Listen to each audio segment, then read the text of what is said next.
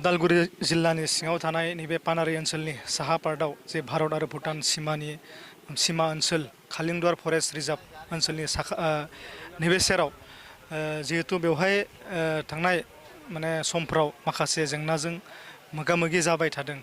बे जोंनि बे खालिंदुवार फरेस्ट रिजार्भआव माखासे इलिगेलि माने खामानिफ्रा सोलिबाय थादों।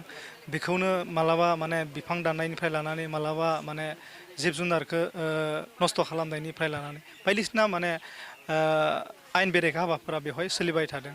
बेखौनो लानानै दिनै पानारि दख'रा दुलाराय बर' फरायसा आफादा मोनसे हाबाफारि लादों जे बे जोङो बे खालिंदुवार फरेस्ट रिजार्भखौ रैखाथि होनांगोनब्ला बे ओनसोलाव थानाय रायजो राजा साफ्रोमबो मदद आरो हेफाजाब नांगोन आरो सांग्रां जानांगोन। बेखौ दिनै जोङो सांग्रांथि हाबाफारि महरै जोङो लादों आरो रायजो राजा बिथांमोनखौ जों सजागता खालामदों जे दिनै बिफां दानोब्ला मा जायो बा जोंनि हाग्रा ओनसोलखौ बेबायदि खालामोब्ला फोजोबस्रांनाय खामानि मावोब्ला मा जायो बेफोरखौ जोङो सांग्रांथि थानो थाखाय बा सांग्रांथि खालामनो थाखाय जों बिथांमोनखौ एवार खालामनाय जादों आरो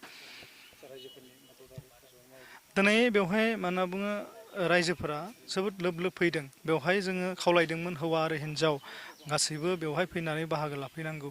बिथांमोना जोंनि खावलायनायखौ मान होनानै लोब लोब दिनै फैदों। बे ओनसोलनि रायजो जानाय साफ्रोमबो बर' न'खरनि न'खरसेयाव सानैयै हौवा आरो हिन्जाव बिथांमोना बेवहाय फैदों आरो फैनानै जोबोद मोनसे मोजां मोनसे इनभारमेन्टखौ जों नुनो मोनदों जे बयबो बुजिदों। जोङो सानदों जोंहा ओनसोलनि जिहेतु खालिंदुवार फरेस्ट रिजार्भनि रेन्जार बिथां प्रान्जल तालुकदारखौ जों लाबोनानै बे हाबाफारिखौ जों मावफुंनाय जादों। बिथाङा बेखौनो खावलायदों जे फैबाय थानाय समाव बा माने हाग्रा ओनसोलखौ बे ओनसोलनि मोनसे नायल' जाल' मोनसे हाग्रा ओनसोल बेखौ फोजोबस्रांनायनि खामानिखौ बे ओनसोलनि रायजो राजाफ्रा मालाबाबो मावनो नाङा। बे हाग्रानि मालाबाबो खहा जानाय खामानिखौ मावनो थाखाय बिथाङा मावनाङा होननानै बिथाङा जों खावलायदों रायजो राजाफोरखौ। लोगोसेनो बिथाङा खावलायबावदों जे बे ओनसोलनि रायजो राजाफ्रा बे हाग्राखौ संरैखा खालामनायाव माखासे बिफाव लानांगौ। बे बाथ्राखौ बिथाङा रायजो राजा बिथांमोनखौ खावलायलांदों।